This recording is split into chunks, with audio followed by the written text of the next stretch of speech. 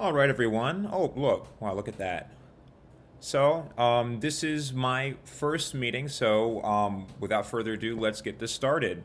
I'll start with some introductions. My name is Skylar. My pronouns are she, her. If you don't feel comfortable saying that, that's fine. It takes all kinds of people in this world. Just please don't use like dude or bro or like chief, because like, I don't know, it gets under my skin. And I don't want to feel sad. So, I am self-taught. I've been doing this off and on since I was like 14. I started teaching myself Python then.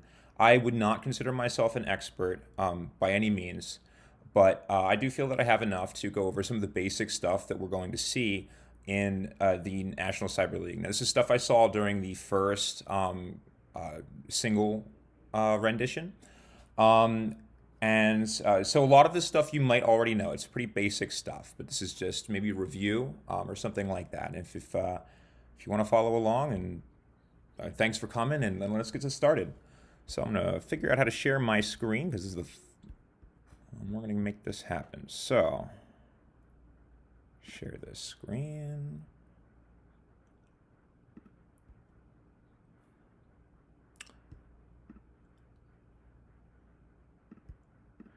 There we go. So can you guys see this? Okay, cool. All right, so what we're going to be starting with today is this is going to be mainly a command line interface tutorial for the CLI and anything that is based around like the CLI and stuff like that. It works for the Mac OS too. So what we're going to be doing is, where did I put? There is VMware. So anything that's Debian based, this will work with, and it'll work with Mac too. If you're using Red Hat, there are a couple, anything that's Red Hat based, that's Fedora, Red Hat, stuff like that. There are going to be little alterations. I actually prefer using Red Hat because it's a little bit easier, and maybe I'll get into some of the little changes. But this is since Kali is based on Debian, we will be going over that today.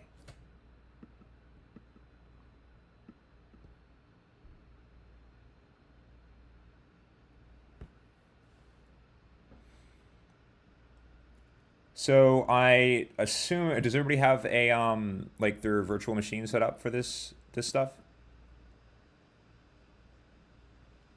Oh, that's totally fine. Do you have a Mac? Okay, shoot, because like the command line on Windows is a little bit different. I'm gonna log in on my end, and I will have this recorded, and I'm gonna upload it to my channel. I can send a link to the group if you'd like to look it over later. Absolutely, yeah. So we are going to start with, I thought it was clever.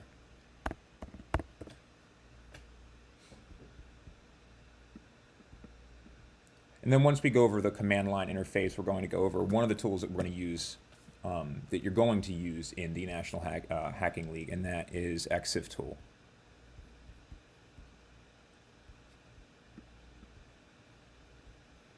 All right, so I got a couple things set up. One thing that I'm going to do, I believe that I set everything up. Of course, I thought I had it up. Not exiftool, exiftool. So yeah, in fact, we're going to download this. If you don't have it set up, I'm going to help you set it up real quick. It's super easy. Go here, exiftool.org, and then just install on your operating system if you don't have it, and then you should be able, if you're on Windows, I can't guarantee that it's going to work because the command line is a little bit different. But if you have a Mac, that's usually what I do. With exiftool, I don't usually go to Kali to use it. So it's Google Drive. All right, have to make sure we got, there it is. So this is a photo I took during one of my morning runs in preparation. Some of you may recognize this. Anybody who went to Towson High or knows the Towson area, this is the field right outside of Towson High, or the football field. I go run the track there every other day. So if you see a crazy person with blue hair at like 4 in the morning, that's me.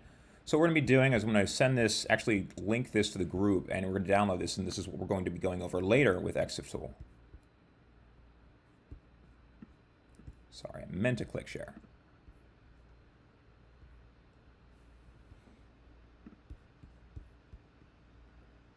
Back over to Discord, go to general, and paste.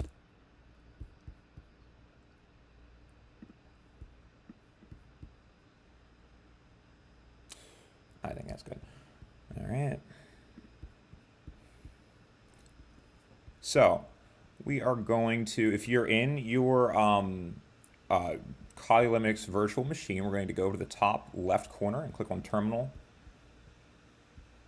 And this is your terminal, guys. So with a little bit about Debian-based stuff. So with Debian, you're going to want to type in sudo if you want to do something that is administrator privileges. So sudo, it means super user do. And that is the command that you want to do before you start any kind of process that needs administration privileges. And we'll get to them in a little bit. So that's basic number one. Now what we're going to start with, the basic stuff. So right now, as you can see, you're in my Skynet Kali. We're going to go to, first command we're going to do is cd. Actually, the first command we're going to do is ls. It's going to list all of the directories. ls stands for list, as you can see there. All right, now if we want to, say we really want to go to desktop and just see what's in desktop, what we would do is click cd, and that stands for change directory, and then you're going to type in desktop. And keep in mind this is case sensitive, so you can't type in like a little d and expect to have it work. Now, say you want to back out of desktop. We can list what's in desktop. We can see these are my my two little things that I was doing in preparation of this. So what we're going to do is do cd space ... and that will bring us back one directory. All right, so that's cd. Now we got pwd. This is a super easy command. It stands for print working directory. And that will just tell us exactly where we are. So we're in home / my username. Now we're going to go to, we're going to go over a couple things that you might need to know. Now we're going to go over some more commands, but for now we're going to type in, if you get confused with any of the kind of bash commands here, any of these, the CLI stuff, what you want to do is type in help or man. So with man, the syntax is man ls. So you want to do that. Then we got all this stuff. This is, man stands for manual. It will give you every single little extra thing that you can add on. Up here is the syntax, ls option file. So that's the way that you you present this and write this down on the terminal. Which is pretty good. So if you have any kind of, if you're confused about any kind of command that I'm about to go over today, and you feel I don't go over it very well, feel free to ask me. I'm absolutely willing to help. But if you can always just click on the man pages. If you want something that's a little bit less crazy, I'll click Q to quit. You can click on ls -- help, and that'll bring up this, which is a little bit. Help is less less crazy than man. Man is usually, it's kind of interesting. It seems like there's more in here than there was in the man. But man is usually way more packed with information. Maybe I should turn off this this Simpsons background. I think this coronavirus thing is so crazy that it needs to give me a mask here. So I don't know how am I gonna. I'm not gonna do that right now. I'll be a ninja today. All right, so we're going to go down. The next command we're going to do is clear. So we have a full screen full of a bunch of crazy stuff. Say we want to clear that. Boom, clear. Now we're going to copy. So copy is CP. Now what you're going to want to do is click copy, and then you're going to type the file name and then where you want to move it to. So I'm not in desktop. I'm going to move to desktop. Workshop.txt.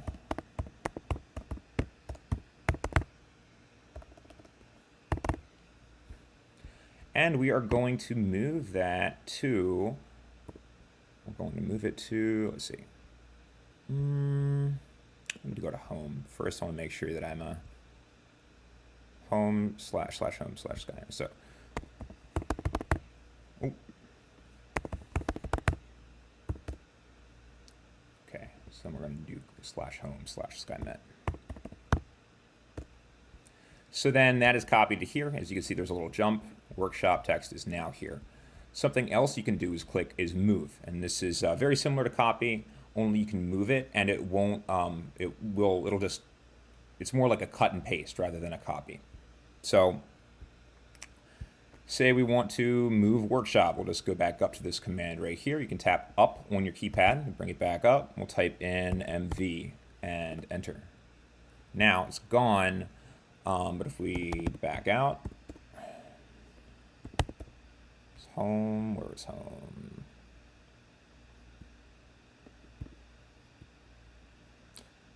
I'll bring this out here. But you see that that workshop is now here. It should be, yeah, there it is. Bring it back over here.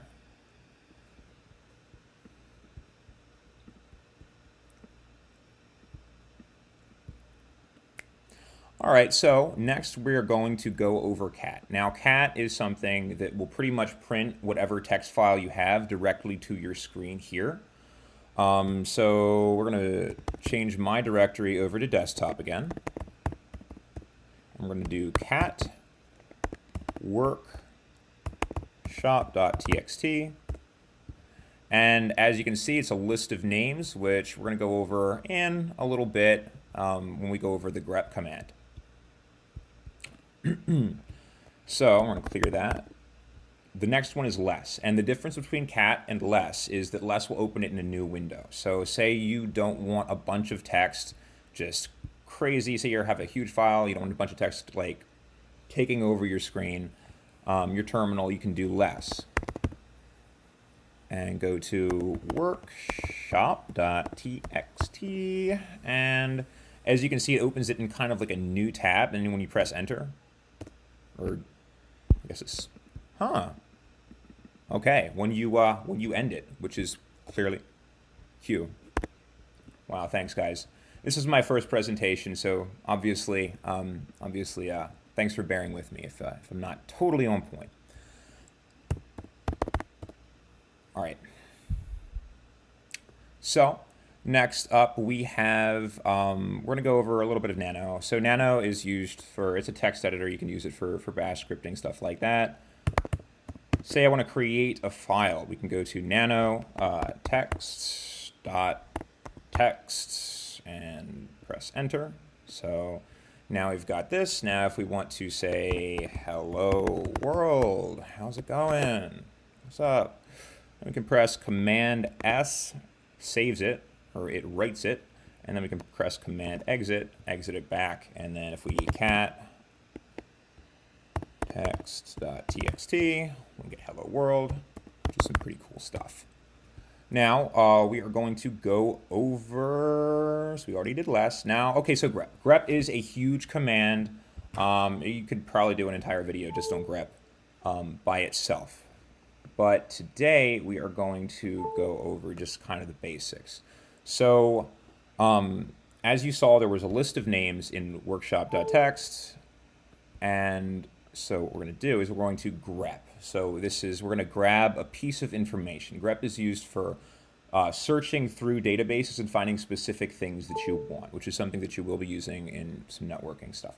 So what we're going to be doing is grep. Excuse me, I have all my notes in front of my face.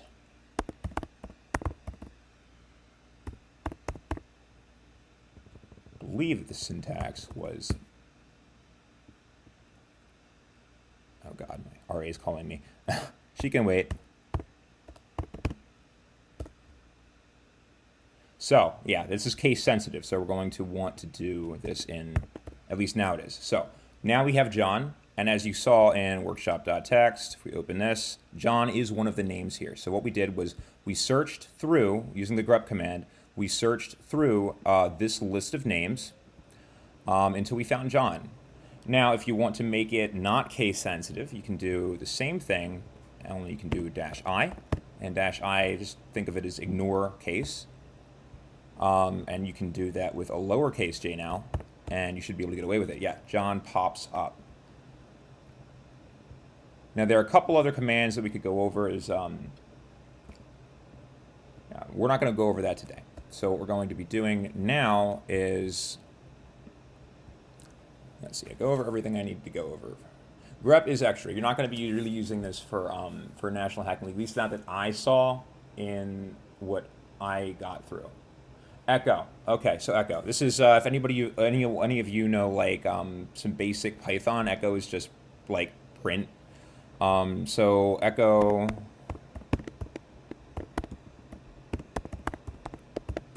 And, oops, yeah, not exho, echo, and you'll get hello world. Now, you can use this later on when we go into more detail. I'm sure in a lot of your computer science classes, we'll eventually get into like piping things into different areas, stuff like that.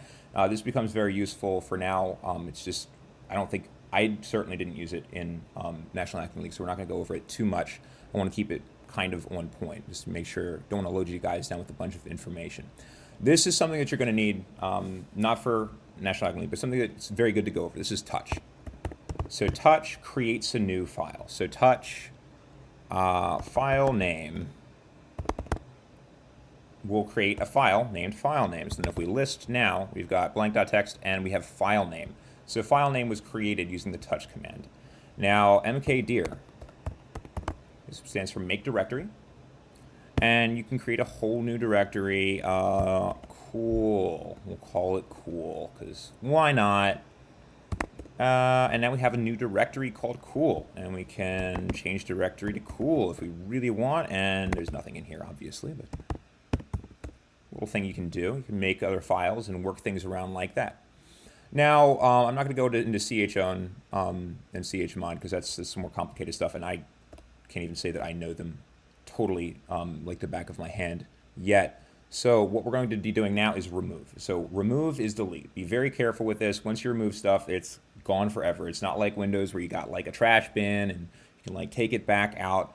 Remove means that it's gone forever. So we're going to do rm remove file name and an exe.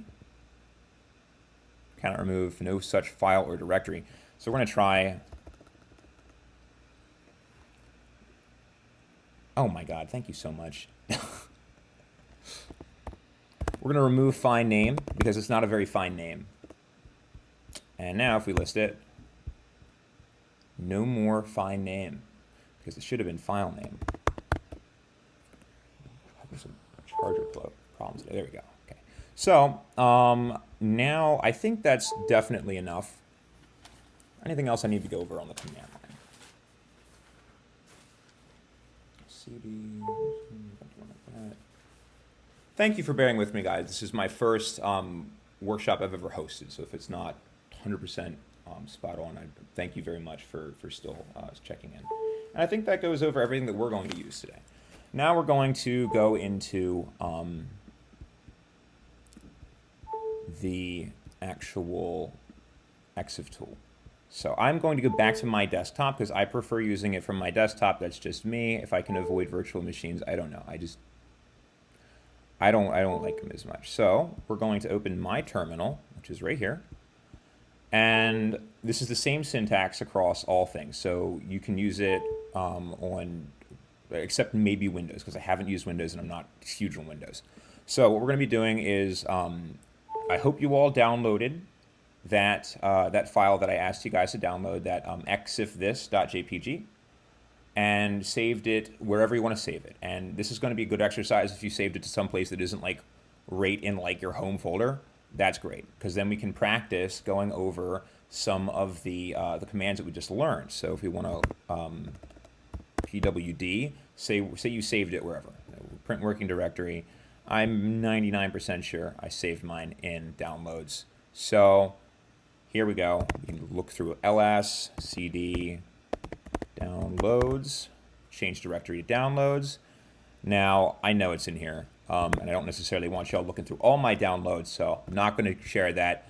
So what I'm going to be doing now is using exiftool. Now, the syntax of exiftool, at least for what you're going to be using it for, is super simple. You just type in exiftool and the file name that you want to use. So if, and you can go into more specifics later on. We're going to get the GPS data, stuff like that. But say you don't know exactly what you're looking for, because a lot of times that was the case. They have like hidden flags. They have information that you might not know, like find the model of the camera used in taking this picture, stuff like that. So we're going to go over exiftool and then exif this.jpg is apparently not in my downloads. Oh, that would help. Yeah.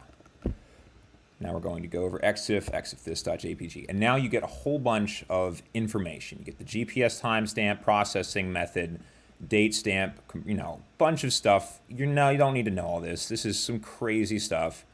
You will find like the model number, like the model of the camera that took the photo, stuff like that. And I have seen a lot of, I have seen that mentioned in the NCL. So you might need to get that information. So if they ask you, grab this bit of information and you don't know exactly what it is, then just print the entire thing. And then if you need to, click Command F and then look it up. So say they want the camera, you can type in cam. And then here, camera model name. That's my phone. So if y'all want to hack me, there it is. So that's that. Now, if you want to narrow it down, what we're going to do is we are going to give it some extra stuff to sort through. So we're going to go to exiftool. You know what? I'm just going to go back up. Use this.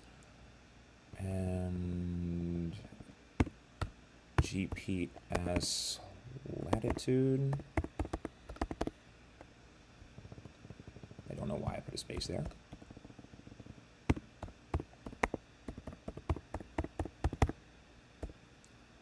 Okay, so here we go. So if you really want the specifics, you go to exiftool and then you type in the file name and they can give the parameters that you wanted to search through. So we got the GPS latitude and the GPS longitude right here. So the GPS latitude is this, GPS longitude is this. If you're feeling like trying something new, you can look that up and realize that you can do more than just read files on exiftool. You can write it. So this will take you to the Berlin Wall. It's not Towson like it should be. And that concludes pretty much what you'll need for exiftool. You don't need to go into super specifics. And know all of this stuff for the hackathon. But if they ask for a certain bit of information and you're like, where the hell do I find this? There's a good chance that you can find it if you just do a general search on exiftool and then you can click the command find and run through that.